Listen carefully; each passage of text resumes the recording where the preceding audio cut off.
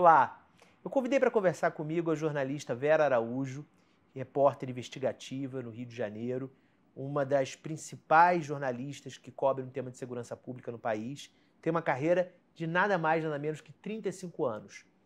A Vera está lançando o livro O Plano Flor de Lis, sobre o caso Flor de Lis, da ex-deputada federal, que em breve será julgada pelo crime de assassinato do marido dela, o pastor Anderson.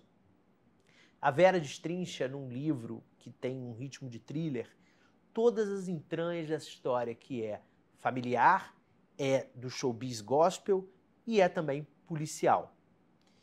No livro, a gente consegue dar conta de uma história cheia de camadas, de acontecimentos que, como leitor, apenas de matérias passadas, seria impossível a gente absorver tudo.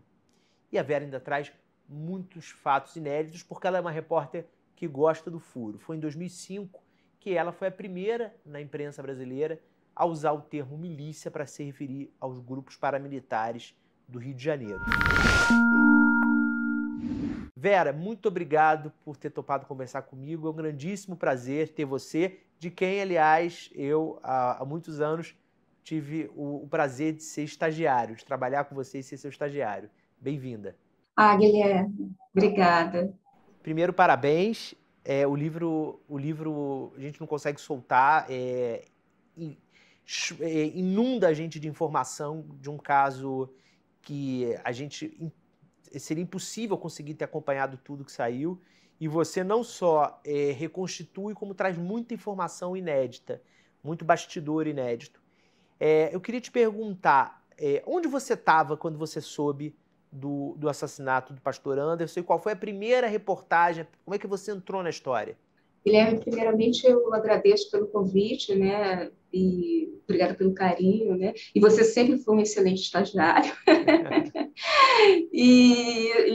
tanto que você está aí, né, enfim, comandando esse seu trabalho que está maravilhoso. Bom, deixa eu lhe falar o seguinte, eu estava, naquele momento, justamente, eu estava de folga, porque o crime aconteceu de sábado para domingo. Então, naquele dia eu estava de folga, estava com a minha família, quando eu, logo cedo, né, primeira informação que eu vejo, né, recebo né, no celular, foi o assassinato do pastor Anderson do Carmo, né? Primeiramente veio muita informação de que poderia ser um assalto, né? Só que a história estava muito estranha, né? E, obviamente, eu acabei despertando para o assunto, né? Eu fiz algumas matérias de investigação junto com a polícia, né? Logo na segunda-feira, né? No caso. Também no dia que a polícia esteve na casa, né? Eles queimaram algumas coisas no quintal, o que não era algo comum, e eu comecei a desconfiar de que realmente a família poderia ter algum tipo de participação. Você já conhecia a Flor de Lis? Sim, conhecia. Conhecia justamente da época em que ela fugia, né, do juizado de menores, né? E como eu tinha uma relação, fazia muita matéria naquela época, justamente com o juiz Liborne Siqueira e com o juiz Ciro Darlan, que eram os juízes, os Liborne antes do Ciro Darlan, né? Então a história da Flor de Lis já começava a surgir, né? Dizendo que uma mãe de tantos filhos, não havia 55 filhos na época, mas ela vivia fugindo do juizado que hoje é a Vara da Infância e da Juventude, né? Naquela época era juizado de menores, e o Liborne Siqueira era um juiz das antigas, e ele era muito rígido, ele não aceitava que, obviamente, que uma pessoa pegasse crianças de qualquer jeito e nem eram adotadas, né, para poder criar, né, digamos assim. E ele queria saber a origem dessas crianças, que nunca foi esclarecida, na verdade, né? Logo em seguida ele foi substituído pelo juiz Ciro Darlan, hoje desembargador, né, que acabou fazendo meio que um acordo, né, para que ela criasse as crianças, enfim, isso tudo a gente explica bem no livro, né, como é que foi essa passagem, né, essa situação. Vera, quem é a Flor de Lis? Flor de Lis é uma mulher muito complexa. Quando eu comecei a escrever o livro, eu queria entender as origens dela, Por isso eu comecei no Jacarezinho. Eu fui ao Jacarezinho sozinha, e você vai dizer, Vera, você é louca. Não, eu peguei um mototáxi, fui ao local, eu tinha alguns endereços, já estava começando a ler o processo, né? E comecei a procurar os fragmentos das informações que eu tinha, né, para tentar montar esse grande quebra-cabeças, né? E fui no endereço que constava que esse teria sido a igreja dela, fui onde ela morou com a família, e, por uma grata surpresa, né, conversei com alguns moradores que a conheciam, e comecei a ficar, você começa até a ficar meio confuso, né? Porque fica parecendo que quando ela começou, ela tinha uma boa intenção, né? A princípio. Ela começava, na verdade, foi a mãe dela que a introduziu nesse mundo, né, evangélico, né? A mãe e o pai, os dois, né? Mas a mãe meio que usava a Flor de Lis como para as frustrações dela, como por ela querer ser pastora, né? A gente percebe isso, né? Eu encontrei a mãe dela, felizmente, ainda logo no início, sem qualquer tipo de orientação, isso é importante dizer, porque depois, quando vira um grande processo, as pessoas começam a ter mais cuidado com o que elas falam, né? E eu encontrei uma Carmosina, que é o nome da mãe da Flor de Lis, completamente desprevenida, digamos assim. Ela não sabia que eu ia visitá-la, e eu, obviamente, me identifiquei e falei que eu queria escrever um livro, queria entender e queria que ela me dissesse quem era Flor de Lis. Então, você vai ver no livro várias facetas da Flor de Lis. Ela é tão complexa que seria difícil de eu dizer quem é a Flor de Lis. Você percebe que é uma mulher manipuladora, isso fica muito claro, até pelos depoimentos que os filhos deram, e você sente que a mãe também tem esse lado. Então, ela meio que puxou, herdou isso, né? E a vontade de criar um império, de criar inicialmente um império de igrejas. Ela queria ter a igreja dela. Começou com uma coisa simples, eu quero ter minha igreja.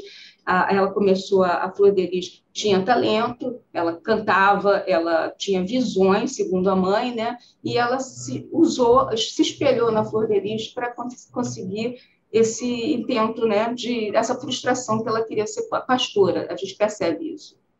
A coisa dos filhos, né, que acho que é um dos traços mais marcantes da Flor de Lis, é a quantidade de filhos adotados, né, biológicos e adotados. É interessante que logo no início do livro você chega a ter que fazer um infográfico, né, para a gente conseguir entender e visualizar quem é quem, a quantidade de filhos, e diferenciando quem são os biológicos, os adotados. Por que isso, assim? Por que eles partem para essa adoção desenfreada? Havia aí apenas uma boa ação da adoção, um ato amoroso de adoção, ou havia algum outro objetivo por trás? O que eu percebo bem claro é que, apesar de ela usar essa, né, estou adotando, são meus filhos adotivos, ela dividiu a família, dividiu, né, começou a atrair essas crianças para dentro da casa dela. Na verdade, inicialmente eram adolescentes, o que eu chamo até de núcleo duro, né, uma coisa que a gente traz, né, da nossa vivência de grandes investigações, né, que é um grupo, um núcleo duro em que ela tem os 3 filhos biológicos dela, né, que ela teve com o primeiro marido, né, e que o marido acabou, né, abandonando, e ela começou a atrair crianças com videogame. Naquela época tinha essa coisa de videogame, e com a própria coisa as coisas da igreja, a música, porque naquela época também tinha muito, isso foi mais ou menos nos idos dos anos 90, né? E ela começou a chamar crianças, jovens, adolescentes, para dormir na casa dela.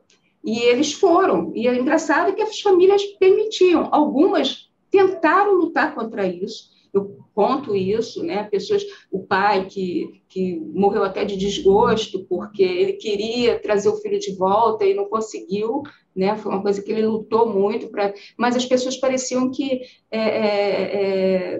parecia um feitiço, né? E como eles atraíam essas pessoas?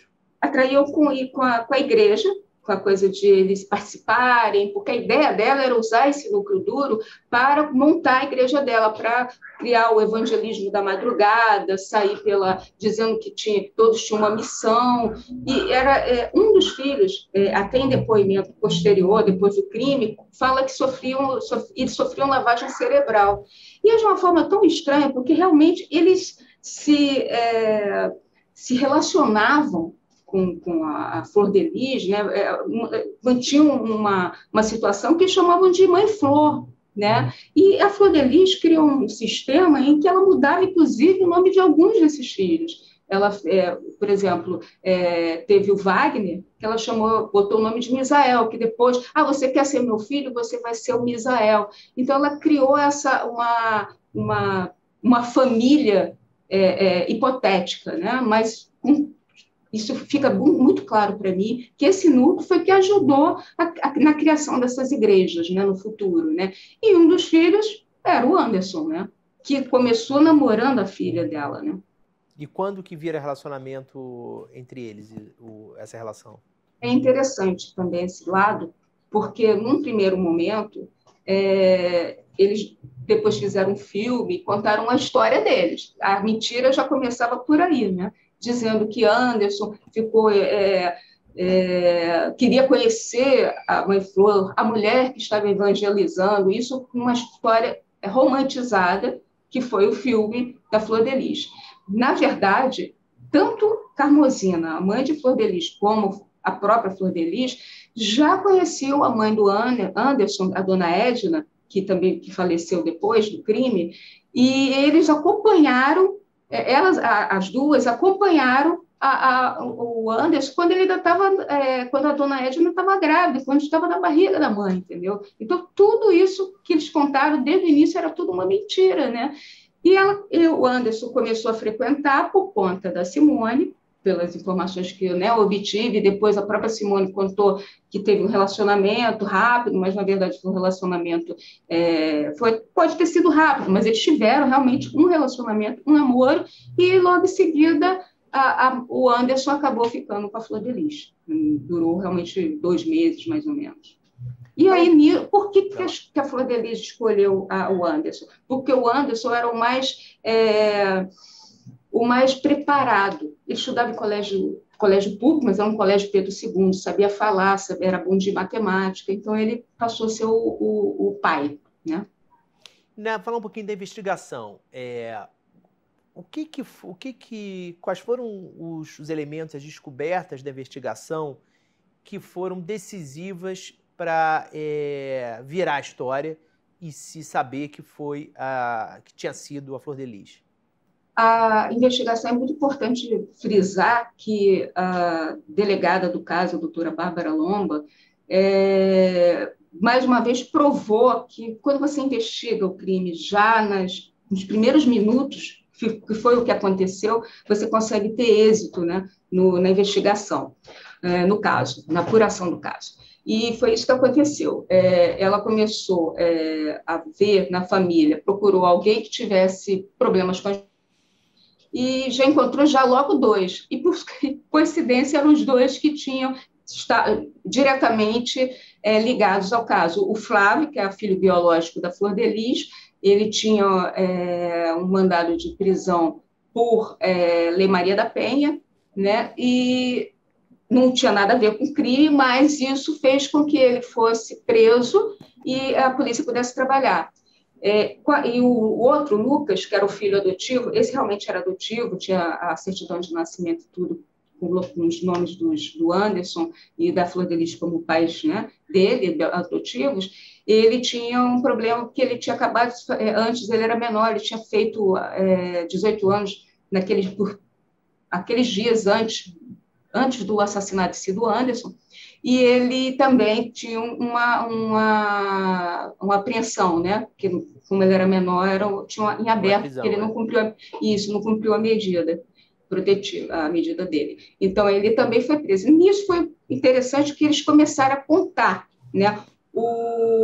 A polícia, logo nos primeiros dias, conseguiu apreender a arma usada do crime, né? com a perícia, né, que estava no quarto do Flávio. Como a prisão foi feita com tanta rapidez e o Flávio foi preso durante o enterro do Anderson. Então, e as medidas que foram as medidas judiciais foram dadas com muita rapidez. Já foi a própria juíza que está com casa até hoje, né, a Neares Arce, e ela deu as medidas de busca e apreensão enquanto eles estavam procurando os telefones na casa, acabaram achando a arma do crime. Então, depois a perícia confirmou, encontraram um pelo, né, do Flávio na arma, e isso confirmou que era o DNA dele, né? Então, isso, com as investigações ao longo, eles começaram a desconfiar que o Flávio teria feito isso a mando da mãe, né? Porque eles tinham uma ligação muito forte. Embora o Flávio, num primeiro momento, tenha confessado o crime, justamente porque a arma foi encontrada, né? Depois ele resolveu, com os advogados da Flor de Lis, né, dando assistência na prisão, e ele acabou mudando a versão dele, mas ele dizendo que ele foi coagido. Mas todos os depoimentos dele foram gravados, é muito claro que não houve coação, né, o que a própria justiça verificou, né? E aí o caminho natural foi levar para a Flor de Lis, porque o outro filho adotivo, ele falou que a mãe sabia, né, do crime, né? Sabia que era para matar. O interessante é que o próprio Anderson sabia do plano também, não era de hoje que eles queriam matar o Anderson. Por que matar o Anderson, Vera? O Anderson se tornou, na cabeça da família, na cabeça deles, né, é importante até dizer que a Flor de Lis ainda vai ser julgada, né? Obviamente que tem várias provas, né? Mas isso quem vai decidir é o júri, né? Bom, o Anderson virou, por ser realmente, ele foi escolhido por ser o mais inteligente e ele também era muito articulador. Ele passou a ser a pessoa que vislumbrou, que colocou a Flor de Lis como a grande cantora famosa gospel, conseguiu o contrato com a MK, né, que é a maior gravadora do mundo gospel. Em seguida, começou a crescer com o número de igrejas, né, várias igrejas, né, com templos maravilhosos, uma coisa muito grandiosa, e culminando com as eleições que ela conseguiu ser a deputada, né, a mulher mais votada, deputada federal do Rio. Então, isso tudo tinha as mãos de Anderson, né? Só que o Anderson cresceu tanto nessa função de ser o grande articulador, principalmente na política, que começaram os embates. Aquela imagem de família bem construída, mãe de 55 filhos, que a levou para a Câmara, na verdade, estava também por trás, né, entre quatro paredes, era uma família que estava em uma guerra declarada, era o caos, né? Porque tinham os privilegiados, né? Aqueles que tinham tudo, os outros que não tinham nada, e tinha até uma coisa de uma geladeira, a geladeira era com iogurte, essas coisas caras, chocolate, para os privilegiados, e as outras pessoas, né, que eram os mais simples, que não tinham um vínculo maior com a Flor de Lis, comiam o resto, né? Comiam macarrão com ovo, não tinham carne, enfim. Essas coisas todas estavam escondidas. O crime, o assassinato do Anderson, acabou, né, revelando tudo isso, que era uma família fake, na verdade, né? E essa situação do controle do Anderson sobre a Flor de Lis foi o divisor de águas nesse momento da política, né? Ela hoje ainda tem o apoio de parte da família? Ela ainda tem uma rede de proteção familiar? Sim, sim, sim. Principalmente dos privilegiados, né? Digamos assim, dos biológicos, né? Apesar dos biológicos todos terem sido presos, né? Ela ainda tem os netos, que dão apoio, né? Usam as redes sociais para dizer que ela está sofrendo uma grande injustiça. Também tem pessoas que ela tinha um certo vínculo, né, afetivo, né, de filhas adotivas, que ela também tinha certos privilégios, né, que eram pessoas que ela tinha muita relação, vínculo. Então, essas pessoas estão E moram na casa ainda, né? Na casa onde houve o crime, no Badu, no Pendotiba, né? Então, essas pessoas continuam dando esse apoio para a Flor de Lis. Por parte da política, Vera, houve uma tentativa de se proteger a Flor de Lis? Houve ação de políticos para tentar interferir nas investigações, tentar proteger ela de alguma maneira? Isso nunca ficou provado. Isso até no primeiro momento, o que dá a entender é que a delegada, no primeiro momento, ela teria sido afastada por causa disso, né? Porque ela começou a investigar um senador, né? E tinha uma informação de que ali uma ligação. Harold que faleceu de Covid, Harold Oliveira, e a esposa dele. Mas depois, com a entrada do segundo delegado, houve um equívoco, né? Eles começaram a rever as contas reversas, né, das ligações que foram feitas, porque havia uma informação de que uma ligação do celular, né, da Evelise o celular do Anderson teria estado na casa da Evelise, mas, na verdade, depois que eles analisaram as câmeras, os telefonemas, as ligações, perceberam que a Evelise ligou, sim, para o celular do Anderson, e não o contrário, para poder dar os pêsames, saber se a família queria alguma coisa. Pelo menos foi isso que a investigação trouxe, né? A Evelise era mulher do Harold Oliveira. Mulher do Harold de Oliveira, exatamente, exatamente. O Harold praticamente era meio que a pessoa que levou, né, que o Anderson se aproximou, ele era o dono da MK junto com a Evelise, a filha deles, do casal, e o Anderson se aproximou deles para colocar a Flor de Lis como uma grande cantora gospel e, obviamente, se aproximou da política, né? Foi esse passo que foi dado foi fundamental para que ela entrasse na política também. Sim. Vera, esse é o seu segundo livro. Você escreveu um livro sobre o caso Marielle, chamado Mataram Marielle, com o nosso colega, o repórter Chico Otávio. Eu queria saber quais são as suas referências de livros, reportagens que você mais gosta, que você mais admira, que você, quando leu, você falou assim, nossa, eu queria um dia escrever um livro de reportagem assim. Bom, eu gosto muito do Caco Barcelos, né? Que, né, ele fez o livro do Marcinho VP, da história dele, né? E são histórias que eu admiro, fico assim, nossa, ele conseguiu se aprofundar, né? Contar com detalhes, né? Gosto muito de livros ligados à máfia, né? Essas coisas, né? Livros mais para esse lado. Mas, assim, na infância eu gostava do Nome da Rosa, né? Do Humberto Eco, né? Porque acho que também não deixa de ser um crime, né? Exatamente. E, obviamente, a Agatha Christie, né? Óbvio, né? Eu gostava muito. Eu sempre tive essa formação, né? E o pior é que a vida me levou para isso, como eu te falei, né? Quando eu comecei o meu trabalho, isso há mais de 30 anos, eu começava a fazer muitas matérias sobre chacinas no Rio de Janeiro. E, com isso, eu acabei trabalhando muito nessa área de jornalismo investigativo e na área de segurança pública, né? Então, eu comecei a me aprofundar no tema. Tanto que eu me formei também em Direito, justamente para entender melhor os processos, né? Porque aquela linguagem processual jurídica é sempre mais complexa, né? Para poder me aprofundar melhor e estudar cada caso. Sim.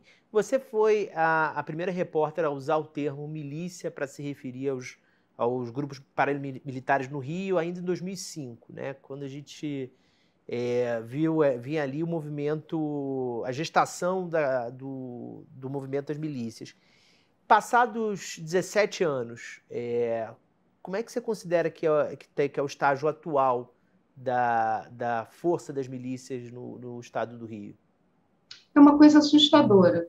O que a gente observa hoje né, se naquela época a gente já via alguns casos, né, de pessoas entrando na política, né, diretamente, tanto que várias pessoas foram presas, houve a CPI das milícias também. Hoje a gente observa que praticamente todo o Rio de Janeiro está tomado pela milícia e essa expansão acaba indo para outros estados também, né? Mas o Rio de Janeiro, isso é muito fica muito claro, né?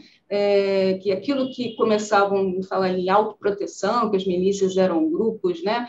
E tanto prefeitos da época, né, diziam que eram pessoas que eram mais fáceis até de entrar em comunidades que tinha milícia, né? Hoje a gente observa que a milícia, na verdade, ela estava de olho em tudo, né? Ela não se no momento ela cobrava, né, cobrava por serviços como Gatonete, serviços de transporte alternativo e taxas de proteção. Hoje ela cobra tudo de quem mora nessas comunidades, né? Cobra até para a pessoa água, né? Que é uma coisa que, enfim, é da natureza, né? E são serviços que você não deveria pagar. Se você tivesse que pagar pela água, teria que ser por uma companhia, né?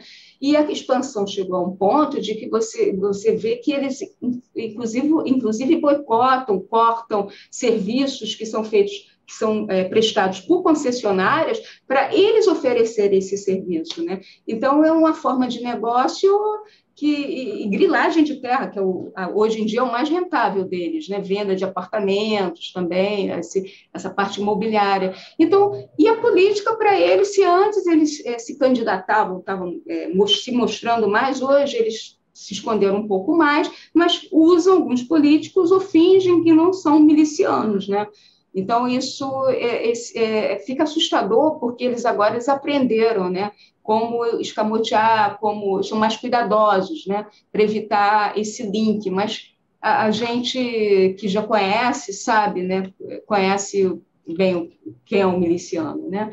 E isso assusta. Vera, comparando a reportagem investigativa de um caso como o da Marielle com o de um caso passional, quais são as diferenças na hora de apurar, na hora de investigar? Porque são trabalhos jornalísticos muito diferentes, né? Você tem que conseguir entrar no seio de uma família, né, e conseguir a confiança daquelas pessoas para conversar com você, mas o outro também é tão ou mais desafiador, porque é um crime que até hoje ele é cercado por perguntas, né, de solução muito mais difícil do que o caso Flor de Lis. Quais são as diferenças para o jornalista? Os dois livros foram muito complexos, né? O da Marielle, eu diria que foi mais perigoso, justamente porque a gente mexe com a milícia, né? A gente investiga, vai no lugar, né? Procura testemunhas. No caso do livro da Marielle, eu achei 2 testemunhas que a polícia não encontrou. Sim. Né? Isso é um absurdo, né?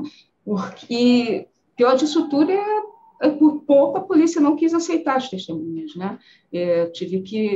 As matérias foram contundentes, tentaram descaracterizar, dizer que aquelas testemunhas não eram verdadeiras, tanto que as testemunhas foram as principais testemunhas do caso, porque eram uma pessoa em situação de rua, que viu o crime, que estava a mais próxima do crime, a segunda era a segunda mais próxima do local da emboscada, né? E, inclusive, viu para onde a direção que o carro tomou depois do crime, do assassinato. Enfim, além de você visitar comunidades, tentar conseguir a confiança das pessoas, porque, obviamente, todo mundo com medo, né? Ninguém quer testemunhar hoje em dia. As pessoas contam para você como jornalista, mas não querem ir para uma delegacia, não querem se expor, e, obviamente, por motivos, né, que a gente pode imaginar. E esse tipo de caso